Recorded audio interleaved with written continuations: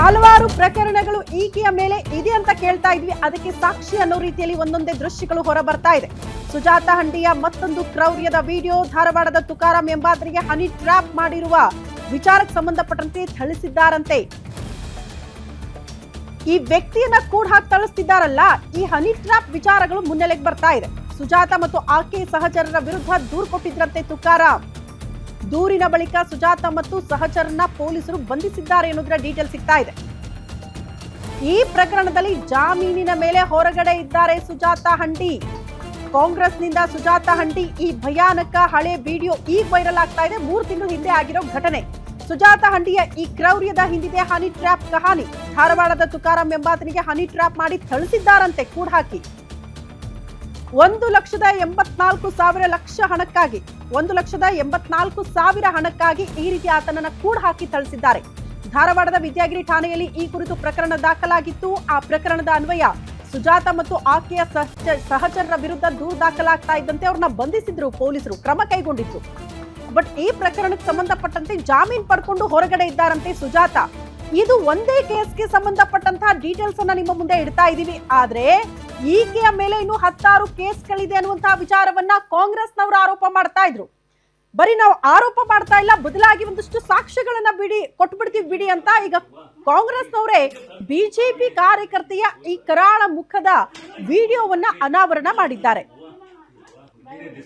ಗಾಂಜಾ ವಿಚಾರ ಬಂತು, ಆಕೆ ನಶೆಯಲ್ಲಿರ್ತಾಳೆ, ಬೇಕಾಬಿಟ್ಟಿಯಾಗಿ ಎಲ್ರ ಮೇಲೂ ಕೂಡ ದಬ್ಬಾಳಿಕೆ ಮಾಡಕ್ ಹೋಗ್ತಾಳೆ, ಆಕೆನೇ ಸರಿ ಇಲ್ಲ ಅಂತ ಕಾಂಗ್ರೆಸ್ನವ್ರು ಹೇಳಿದ್ರು ಕೂಡ ನಾವೆಲ್ಲ ಪ್ರಶ್ನೆ ಮಾಡಿದ್ದೇನು ಗೊತ್ತಾ, ಏನೇ ಆದ್ರೂ ಕೂಡ ಒಬ್ಬ ಹೆಣ್ಣು ಮಗಳಿಗೆ ರಕ್ಷಣೆ ಬೇಕು, ಆಕೆಯ ಮರ್ಯಾದೆ ಪ್ರಶ್ನೆ ಅನ್ನುವಂತಹ ವಿಚಾರಗಳನ್ನ ಪ್ರಸ್ತಾಪ ಮಾಡಿದ್ವಿ.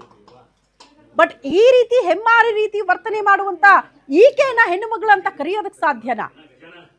ಒಬ್ಬ ಗಂಡ ಮಗನನ್ನ ಕರ್ಕೊಂಡು ಬಂದು ಫ್ಲಾಟ್ ಅಲ್ಲಿ ಕೂಡ ಹಾಕ್ತಾರೆ, ಆತನಿಗೆ ಹನಿ ಟ್ರಾಪ್ ಮಾಡ್ತಾರೆ, ನಂತರ ದುಡ್ಡಿಗೆ ಬೇಡಿಕೆ ಇಡ್ತಾರೆ, ದುಡ್ಡು ಕೊಟ್ಟಿಲ್ಲ ಅನ್ನೋ ಕಾರಣಕ್ಕೆ ಈ ರೀತಿ ಮನಸೋ ಇಚ್ಛೆ ಥಳಿಸ್ತಾರೆ ಅಂತ ಆದ್ರೆ ಇವ್ರ ಪರವಾಗಿ ಮಾತನಾಡೋದಕ್ಕೆ ಸಾಧ್ಯನಾ? 2 ದೃಶ್ಯ. ಒಂದ್ ಕಡೆ ಸುಜಾತ ಹಂಡಿಯನ್ನ ಬೆತ್ತಲು ಮಾಡಿ ಕರ್ಕೊಂಡು ಹೋದಾಗ ಇಡೀ ರಾಜ್ಯದಲ್ಲಿ ಸದ್ದು ಸುದ್ದಿಗೆ ಕಾರಣ ಆಗಿತ್ತು. ಇಡೀ ಪ್ರಕರಣ ಪ್ರಮುಖವಾಗಿ ಒಬ್ಬ ಹೆಣ್ಣು ಮಗಳು ಅನ್ನುವಂತ ವಿಚಾರಕ್ಕೆ ಸಂಬಂಧಪಟ್ಟಂತೆ ನಾವೇ ಅದನ್ನ ಪ್ರಶ್ನೆ ಮಾಡಿದ್ವಿ. ಪೊಲೀಸರು ಏನೇ ಆಗ್ಲಿ ಆಕೆಯನ್ನ ಮನವೊಲಿಸಿ ಕರ್ಕೊಂಡು ಹೋಗ್ಬೇಕಾಗಿತ್ತು. ಒಬ್ಬ ಹೆಣ್ಣು ಮಗಳ ಗೌರವದ ಪ್ರಶ್ನೆ, ಮರ್ಯಾದೆ ಪ್ರಶ್ನೆ ಅಂತೆಲ್ಲ ನಾವು ಮಾತಾಡಿದ್ದು ನಿಜ.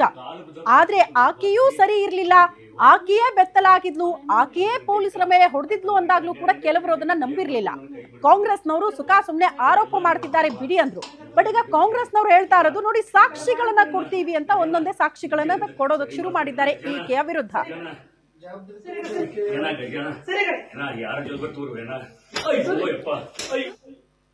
ಈ ಬಗ್ಗೆ ಮತ್ತಷ್ಟು ಡೀಟೇಲ್ಸ್ ಅನ್ನ ಕೊಡ್ತಾ ಹೋಗ್ತಾರೆ ನಮ್ಮ ಪ್ರತಿನಿಧಿ ಮಲ್ಲಿಕ್ ದೂರವಾಣಿ ಸಂಪರ್ಕದಲ್ಲಿ. ಮಲ್ಲಿಕ್, ಒಬ್ಬ ಹೆಣ್ಣು ಮಗಳು ಅನ್ನೋ ಕಾರಣಕ್ಕೆ ನಾವೇ ಆಕೆಯ ಪರವಾಗಿ ಮಾತಾಡಿದ್ವಿ, ಪೊಲೀಸರ ವರ್ತನೆ ಬಗ್ಗೆ ಪ್ರಶ್ನೆ ಮಾಡಿದ್ವಿ. ಬಟ್ ಈಕೆ ಹೆಣ್ಣು ಮಗಳ ಅನ್ನೋ ಪ್ರಶ್ನೆ ಕಾಡತೊಡಗಿದೆ ಈ ವಿಡಿಯೋ ನೋಡಿದ್ಮೇಲೆ. ಈಕೆ ರಾಕ್ಷಸ ರೀತಿಯಲ್ಲಿ ವರ್ತನೆ ಮಾಡಿದ್ರೆ ಹೆಂಗೆ ಈಕೆಗೆ ರಕ್ಷಣೆ ಕೊಡೋದಕ್ಕೆ ಸಾಧ್ಯ? ಯಾರೀಕೆ ಪರವಾಗಿ ಮಾತಾಡೋದಕ್ಕೆ ಸಾಧ್ಯ ಅಂತ? ಖಂಡಿತ ಶ್ರುತಿ, ಏನು ಈಕೆಯ ಒಂದೊಂದೇ ರೂಪವನ್ನ ಕಾಂಗ್ರೆಸ್ನ ಮುಖಂಡರು ಈಗ ಬಯಲು ಮಾಡ್ತಾ ಇದ್ದಾರೆ. ಈ ವಿಷಯ ಸ್ಥಳೀಯವಾಗಿ ಎಲ್ರಿಗೂ ಗೊತ್ತಿದ್ರು ಕೂಡ ಅದಕ್ಕೆ ಪೂರಕ ಸಾಕ್ಷಿ ಎಂಬಂತೆ ಏನಿದೆ, ಇವಳನ್ನ ಬೆತ್ತಲೆ ಯಾಕೆ ಮಾಡಿದ್ರಿ ಅಂತ ಫಸ್ಟ್ ಪೊಲೀಸರ ಮೇಲೆ ಆರೋಪ ಮಾಡ್ತಾರೆ. ತದನಂತರ ಪೊಲೀಸ್ ಕಸ್ಟಡಿ ಇದ್ದಾಗ ಬೆತ್ತಲೆ ಆದ್ಲು, ಅದಕ್ಕೂ ನೀವೇ ಹೊಣೆ ಅಂತ ಪೊಲೀಸರನ್ನ ಪ್ರಶ್ನೆ ಮಾಡ್ತಾರೆ. ಎಲ್ಲೋ ಒಂದ್ ಕಡೆ ಎಲ್ಲವನ್ನ ಸೂಕ್ಷ್ಮವಾಗಿ ಗಮನಿಸಿದಾಗ ಈ ಮಹಿಳೆ ಸುಜಾತ ಹಂಡಿ ಏನಿದ್ದಾರೆ ಈಕೆ ಹ್ಯಾಬಿಚುವಲ್ ಅಫೆಂಡರ್ ಅಂತ ಗೊತ್ತಾಗ್ತಾ ಇದೆ ಸ್ಪಷ್ಟವಾಗಿ. ತಾನೇ ಒಬ್ಬ ಅಪರಾಧ ಕೃತ್ಯದಲ್ಲಿ ನಿರಂತರವಾಗಿ ತೊಡಗುತ್ತಾನೆ ಇರ್ತಾಳೆ, ಹಲವಾರು ಕೇಸ್ಗಳನ್ನ ಮೈಮೇಲೆ ಹಾಕೊಂಡಿದ್ದಾಳೆ. ಪೊಲೀಸರು ಬಂಧಿಸಕ್ಕೆ ಬಂದಂತ ಸಂದರ್ಭದಲ್ಲಿ ತನ್ನನ್ನು ತಾನು ರಕ್ಷಣೆ ಮಾಡಿಕೊಳ್ಳಕ್ಕೆ ಈ ಹಾದಿ ತುಳಿತಾ ಇರೋದು ಇದೇನು ಹೊಸದಲ್ಲ ಅನ್ನೋದು ಇಲ್ಲಿ ಸ್ಪಷ್ಟವಾಗ್ತಾ ಹೋಗುತ್ತೆ. ಈ ಹಿಂದೆನೂ ಕೂಡ ವಿದ್ಯಾಗಿರಿ ಪೊಲೀಸರು ಆಕೆಯನ್ನ ಬಂಧನಕ್ಕೆ ಒಳಪಡಿಸಿದಾಗ ಕೂಡ ಇದೇ ರೀತಿ ಹೈ ಡ್ರಾಮಾ ಕ್ರಿಯೇಟ್ ಆಗಿತ್ತು. ಆಗ ಯಾವುದೇ ರೀತಿಯಾಗಿ ವಿಡಿಯೋ ಸಾಕ್ಷಿಗಳು ಇರಲಿಲ್ಲ ಮತ್ತು ಮುಖ್ಯವಾಗಿ ಬಿಜೆಪಿಯ ನಾಯಕರು ಆಕೆ ಸಪೋರ್ಟ್ ಬರಲಿಲ್ಲ. ಅವಾಗ ಬಂಧನ ಆಗಿತ್ತು, ನಂತರ ಜಾಮೀನು ಪಡ್ಕೊಂಡು ಈಕೆ ಮತ್ತು ಈಕೆ ಗ್ಯಾಂಗ್ ಹೊರಗಡೆ ಬಂದಿತ್ತು. ಆದ್ರೆ ಈಗ ಮೊನ್ನೆ ಏನಾಯ್ತು, ಮೊನ್ನೆ ಪ್ರಕರಣದಲ್ಲಿ ಈ SIR ಗಲಾಟೆಯಿಂದ ಶುರುವಾಯಿತು. ಆಗ ಸಹಜವಾಗಿ ಸ್ಥಳೀಯ ಶಾಸಕ ಮಹೇಶ್ ತೆಂಗಿನಕಾಯಿ ಅವರ ಸಪೋರ್ಟ್ ಸಿಕ್ಕ ನಂತರ ಸುಜಾತ ಹಂಡಿಯನ್ನ ಹಿಡಿದವರು ಯಾರು ಇರ್ಲಿಲ್ಲ. ಆಕೆಯ ವಿಡಿಯೋ ಏನು ವೈರಲ್ ಆಗಿತ್ತು, ಈ ವಿಡಿಯೋ ಈಗ ಆರೋಪ ಮಾಡ್ತಿರುವಂತೆ ಕಾಂಗ್ರೆಸ್ ಮುಖಂಡರು ಆರೋಪ ಮಾಡ್ತಿರುವಂತೆ ಮಹೇಶ್ ತೆಂಗಿನಕಾಯಿ ಅವರೇ ಬಿಡುಗಡೆ ಮಾಡಿದ್ರು. ಅದು ತದನಂತರ 2 ದಿನಗಳ ನಂತರ ಅಂದ್ರೆ 7ನೇ ತಾರೀಕು ಏನು ಸಿಎಂ ಸಿದ್ದರಾಮಯ್ಯ ಮತ್ತು ಡಿ ಕೆ ಶಿವಕುಮಾರ್ ಹಾವೇರಿಯಲ್ಲಿ ಕಾರ್ಯನಿಮಿತ್ತ ಬರ್ತಾರೆ. ಅದೇ ದಿನ ಈ ವಿಡಿಯೋನ ರಿಲೀಸ್ ಆಗುತ್ತೆ. ಸೊ ಎಲ್ಲೋ ಒಂದ್ ಕಡೆ ಸರ್ಕಾರಕ್ಕೆ ಮುಜುಗರ ತರಬೇಕು, ಪೊಲೀಸ್ ಇಲಾಖೆಯನ್ನ ಗುರಿಯಾಗಿಸಬೇಕು ಅನ್ನೋ ಕಾರಣಕ್ಕಾಗಿ ಈ 89 ಸೆಕೆಂಡ್ಗಳ 2 ವಿಡಿಯೋಗಳನ್ನ ಮೊದಲು ಬಿಡಲಾಗಿತ್ತು ಅಂತ ಹೇಳಲಾಗ್ತದೆ. ಬಟ್ ಇದಕ್ಕೆ ಪೂರಕ ಎಂಬಂತೆ ಈಗ ಕಾಂಗ್ರೆಸ್ ನಾಯಕರು ಮಾತ್ರ ಇದನ್ನ ಹೇಳ್ತಾ ಇದ್ದಾರೆ. ಇದನ್ನ ಬಿಜೆಪಿ ನಾಯಕರು ಯಾವುದೇ ರೀತಿಯಾಗಿ ಇದುವರೆಗೂ ಒಪ್ಕೊಂಡಿಲ್ಲ. ಒಬ್ಬ ಹೆಣ್ಣು ಮಗಳು ಅವಳ ಬಟ್ಟೆ ಬಿಚ್ಚಿದ್ದು ತಪ್ಪು, ಪೊಲೀಸ್ ಸುಪರ್ದಿಯಲ್ಲಿ ಇದ್ದಾಗನೇ ಬಟ್ಟೆ ಬಿಚ್ಚಿದ್ದು ತಪ್ಪು ಅಂತ ಹೇಳ್ತಾ ಇದ್ರೆ. ಕಳೆದ ದಿನ ಪ್ರಹ್ಲಾದ್ ಜೋಶಿ ಅವರು ಕೂಡ ಇದ್ರ ಬಗ್ಗೆ ಖಂಡನೆ ಮಾಡಿದ್ರು. ರಾಜ್ಯದ ಎಲ್ಲೆಡೆ ಹುಬ್ಬಳ್ಳಿಯಿಂದ ನಡೆದಂತ ಈ ಘಟನೆ, ಹೆಣ್ಣು ಮಗಳು ಆ ಪಾಪ ಆ ಮನುಷ್ಯ ಕಾಲ್ ಬೀಳ್ತೀನಿ ಬಿಟ್ಬಿಡಿ ಅಂತ ಕೇಳ್ಕೊಂಡ್ರು ಕೂಡ ಎದ್ವಾ ತದ್ವಾ ಥಳಿಸಬಹುದಾ? ಇದು ಹೆಣ್ಣು ಮಗಳು ಮಾಡೋ ವರ್ತನೆನಾ? ಇದನ್ನ ಹೆಂಗ್ ಸಮರ್ಥನೆ ಮಾಡ್ಕೊಳ್ತಾರೆ ಬಿಜೆಪಿ ಅವರು? ಇವತ್ತು ಬಿಜೆಪಿಯ ವಿರೋಧ ಪಕ್ಷದ ನಾಯಕರಂತ ಆರ್ ಅಶೋಕ್ ಅವರು, ಛಲವಾದಿ ನಾರಾಯಣ ಸ್ವಾಮಿ ಅವರು ಮುಂತಾದ ದೊಡ್ಡ ದೊಡ್ಡ ನಾಯಕರು ಹುಬ್ಬಳ್ಳಿಯಲ್ಲಿ ಇದೇ ಹೆಣ್ಣು ಮಗಳ ಪರವಾಗಿ ಪ್ರತಿಭಟನೆ ಮಾಡಬೇಕು ಅಂತ ಬರ್ತಾ ಇದ್ದಾರೆ.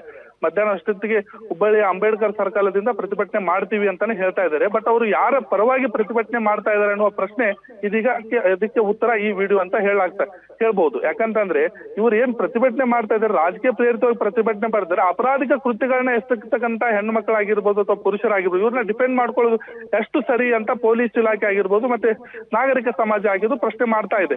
ಸೊ ಎಲ್ಲವನ್ನು ನೋಡೋದಾದ್ರೆ ಇದು ಸಂಪೂರ್ಣ ರಾಜಕೀಯ ಪ್ರೇರಿತ ಆಗಿರ್ತಕ್ಕಂಥ ಕೃತ್ಯ ಆಗಿತ್ತು. ಇದನ್ನ ಇಷ್ಟು ದೊಡ್ಡ ಮಟ್ಟದಲ್ಲಿ ಸುದ್ದು ಮಾಡುವ ಅವಶ್ಯಕತೆ ಇರಲಿಲ್ಲ. ಅದೊಂದು ಅಪರಾಧ ಕೃತ್ಯ ಆಗಿತ್ತು. ಅದನ್ನ ಒಬ್ಬ ಅಪರಾಧಿಯನ್ನ ಬಂಧಿಸತಕ್ಕಂಥ ಸಂದರ್ಭದಲ್ಲಿ ಎಲ್ಲೋ ಒಂದ್ ಕಡೆ ಕೆಲವೊಂದಿಷ್ಟು ಮಿಸ್ಟೇಕ್ ಆಗ್ಬೋದು. ಅದನ್ನ ಒಂದು ಸರಿದೂಗಿಸ್ಕೊಂಡು ಹೋಗುವಂತ ಅವಕಾಶ ಇತ್ತು. ಆದ್ರೆ ಹುಬ್ಬಳ್ಳಿಯ ಸ್ಥಳೀಯ ನಾಯಕರು ಇದನ್ನೇ ದೊಡ್ಡ ಮಟ್ಟದಲ್ಲಿ ಚರ್ಚೆಗೆ ಹುಟ್ಟಾಕ್ತಾರೆ ಮತ್ತು ಇದನ್ನೇ ಗುರಿಯಾಗಿಸ್ಕೊಂಡು ಇನ್ಸ್ಪೆಕ್ಟರ್ ಅವರ ಸಸ್ಪೆಂಡ್ಗೆ ಒಂದು ಆಗ್ರಹ ಮಾಡ್ತಾರೆ, ಕೇಸ್ ಹಾಕ್ಲಿಕ್ಕೆ ಆಗ್ರಹ ಮಾಡ್ತಾರೆ. ಎಲ್ಲವನ್ನು ನೋಡಿದ್ರೆ ಎಲ್ಲ ಒಂದ್ ಕಡೆ ಇದೆಲ್ಲ ಬೇಕಿತ್ತಾ ಬಿಜೆಪಿಗೆ ಎಂದು ಅನ್ಸುತ್ತೆ. ಓಕೆ ಮಲ್ಲಿಕ್, ಧನ್ಯವಾದಗಳು ತಮ್ಮೆಲ್ಲ